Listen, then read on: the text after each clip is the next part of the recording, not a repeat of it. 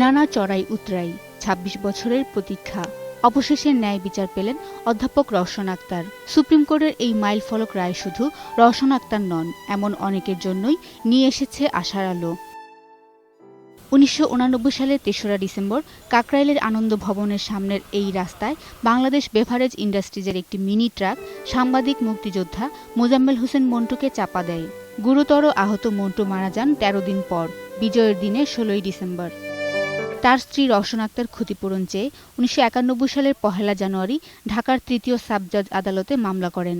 শেষ পর্যন্ত ২৬ বছর পর প্রধান বিচারপতি এস.কে সিনহার নেতৃত্বাধীন ৪ বিচারপতির বেঞ্চ জানালেন, গাড়ির মালিক প্রতিষ্ঠানকে ১,৬৯,০০,০০০ টাকা ক্ষতিপূরণ দিতে হবে। আমাকে টাকাটা কমিয়ে ১,৬৯,০০,০০০ টাকা করা হলো। না, আমারও সন্তুষ্টি নাই, আমার একটা আদর্শ আছে।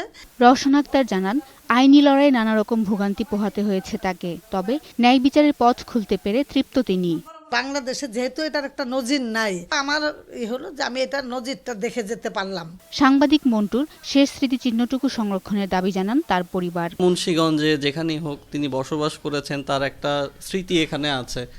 মানুষ জানলো যে তার একটা অবদান ছিল। দেরিতে হলেও এই রায় সড়ক দুর্ঘটনায় ক্ষতিগ্রস্ত বিচার প্রার্থীদের একটি সুযোগ তৈরি করে দিয়েছে বলে জানান সাংবাদিক মন্টুর সহকর্মী, তৎকালীন সংবাদের সহ সম্পাদক মঞ্জুল আহসান বুলবুল।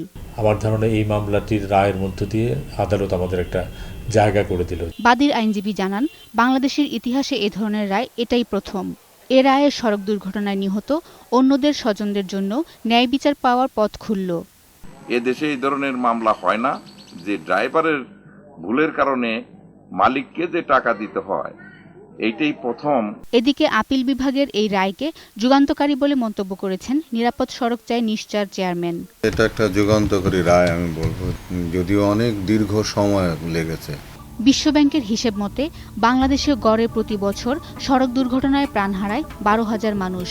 আর এসব ক্ষেত্রে ক্ষতিপূরণ মামলা হলে এই রায় পথ দেখাবে বলে মত সংশ্লিষ্টদের।